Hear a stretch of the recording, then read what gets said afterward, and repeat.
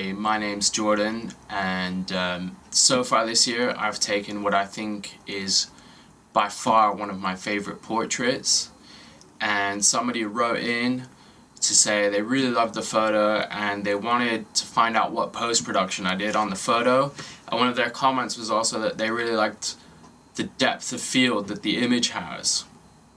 So I thought what I would do is, for the first time for me, is do a video about the image and talk through the post-production that I did and how I did it and how I got there. And it was, what I just wanted to say to you guys first is that what's really important is also what equipment you use to take a photo. So one of my favorite lenses that I use is the Canon 35mm f1.4, and this lens is beautiful because at f1.4 you can imagine you've got beautiful shallow depth of field and tons of bokeh.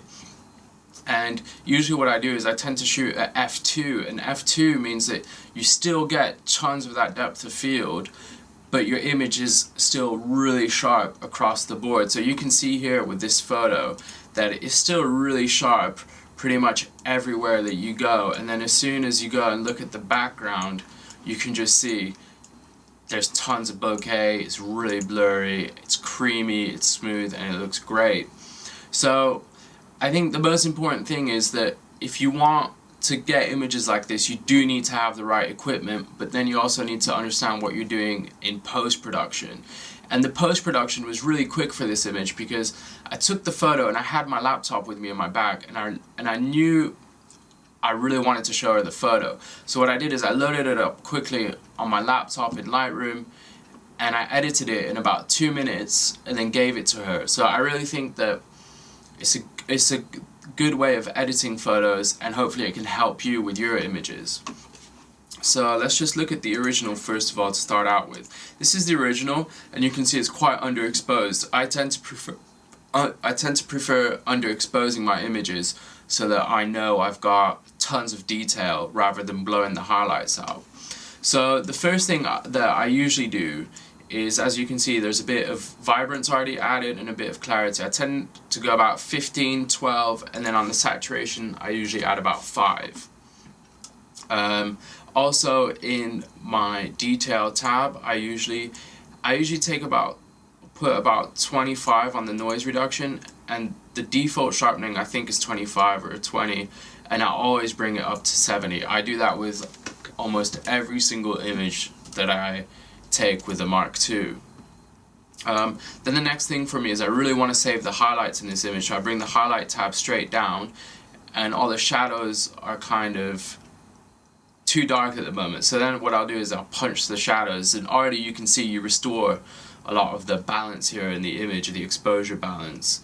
And then what I might do, just to ensure I'm really saving those highlights, is just bring that the whites all the way down to -100. Then I'll restore the blacks to about 0, and I'll start to bring in some of the contrast, and that's where it really starts to look good. And it's still quite dark and there's tons of detail in the highlights, so I'm going to bring the exposure up just a bit and make sure I still save the highlights.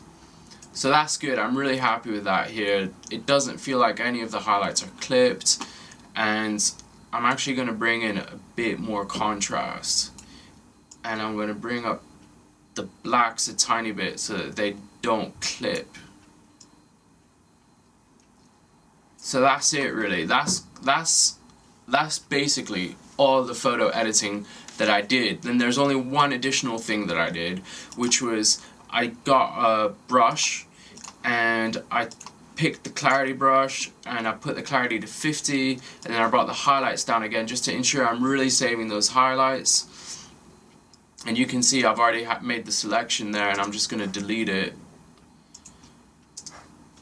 And I just kind of selected all of the background area and hovering around the subject, not being too careful, and then I can use out and take out the areas that I've gone over that I don't really want to affect. So what I'm trying to do is just really make sure that I grab everything but the subject, and it doesn't need to be very specific because the adjustment that I'm making is very soft, and it's just going to help bring out and separate the subject from the background, really. So there you go. I would say that's about perfect. Can take that off. There we go.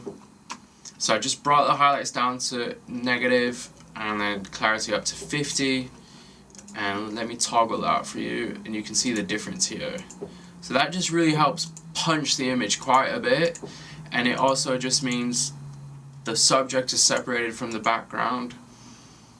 And that's essentially what I did with this photo in a nutshell. So again, as I've already said, it's very simple to do, it's very quick, and that's one of the brilliant things about taking a great portrait, is that you don't have loads of retouching to do, and that saves you a ton of time when you get back home or if you want to show somebody the photo. So that was very quick, and as you can see, the image has loads of detail in it. I'm just going to zoom in for you and show you a bit of it. That's the subject, so you can tell she's quite sharp everywhere. Possibly just the foreground might be tightly soft where her legs are closer to the image, but that's not too much a big deal, because naturally people just look at the eyes and the face, and then straight away you can see that backdrop there is just creamy, full of bokeh, just really smooth and really crisp, you know. So that's the image. That was kind of the process from start to finish. I hope you enjoyed watching it. If there are any other photos that I've taken that you want to go through and find out more about, just feel free to message me on Facebook or send me a tweet, and I'll be happy to set some time aside and do my best to run through it with you. In the meantime, I hope you have a great day, and thanks for watching.